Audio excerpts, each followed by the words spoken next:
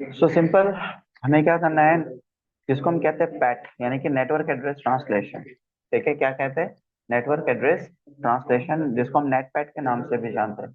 Net PAT जो होता है, port number network address translation means यहाँ पर हम एक ही आईपी एड्रेसेस का यूज करेंगे, और कंटिन्यूसली नंबर ऑफ जितने भी कंप्यूटर्स होंगे वो एक ही आईपी एड्रेसेस के थ्रू कम्युनिकेशन भी करेंगे। क्योंकि अब हम जो कम्युनिकेशन करते हैं that is called to a net pat. Net pat का मतलब कैसे होता है कि सिंपल, यहाँ पर आप देखोगे तो नेटपैड में कैसे होगा, port number network address translation.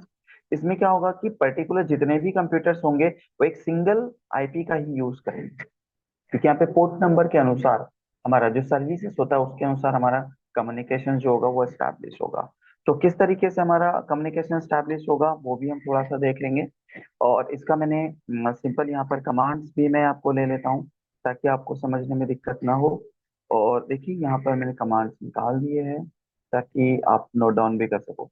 तो सिंपल, मैं इस राउटर को रिस्टार्ट कर देता हूँ। रिस्टार्ट इसलिए कर रहा हूँ क्योंकि मैं यहाँ पर राउटिंग तक का सेव करके रखा है मैंने कॉन्फ़िगरेशन, तो मुझे बार बार ना करना पड़ेगा। सिर्फ रिस्टार्ट करने के बाद क्या होगा कि जो डायनामिक का कॉन्फ़िगरेशन मैंने किया था वो हट जाएगा, और एज इट इज फ्रेश मेरा कनेक्टिविटी मुझे मिल जाएगा। तो सबसे पहले हमें क्या करना है, इनेबल हम कर लेंगे, कॉन्फ़िग टी में चले जाएंगे, और देखिए पहले जैसे डायनामिक में हमने एक पूल बनाया था वैसे ही यहाँ पे भी हमें एक पूल बनाना है। तो सिंपल लिखेंगे आईपी नेट, है ना, इनसाइड सोर्स, और हमारा क्या है, नहीं पहले पूल बनाएंगे ना, आईपी नेट पूल। ठीक है, पूल का हम एक नाम दे देंगे लाइक आईटी। और पूल क्या बना रहे हैं हम, 10.0.0.1 से लेकर 10.0.0.1।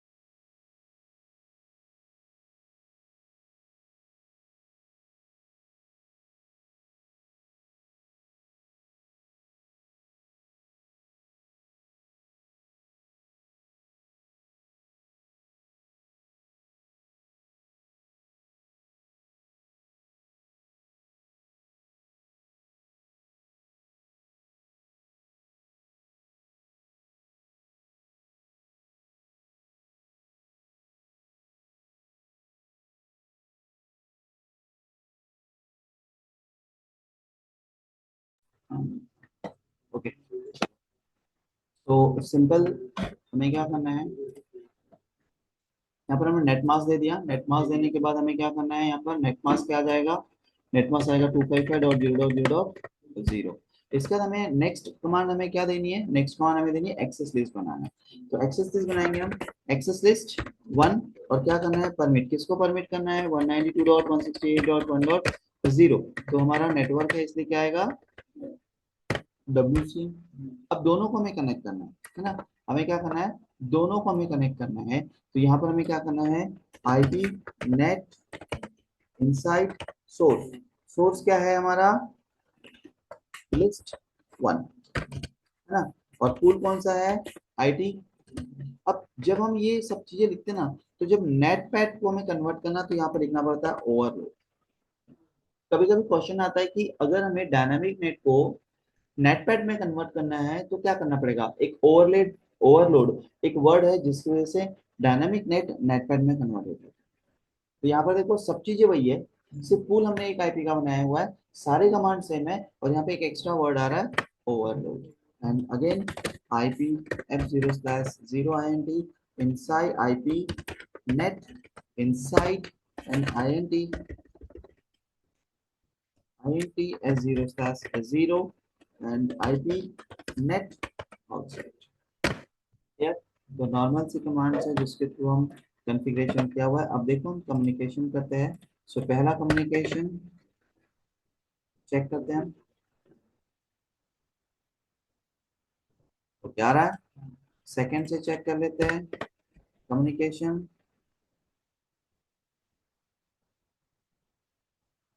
आ रहा है? थर्ड से देखेंगे,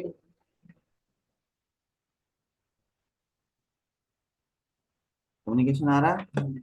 इसके बाद में फोर्थ से देखेंगे, कम्युनिकेशन आ रहा है या नहीं आ रहा है?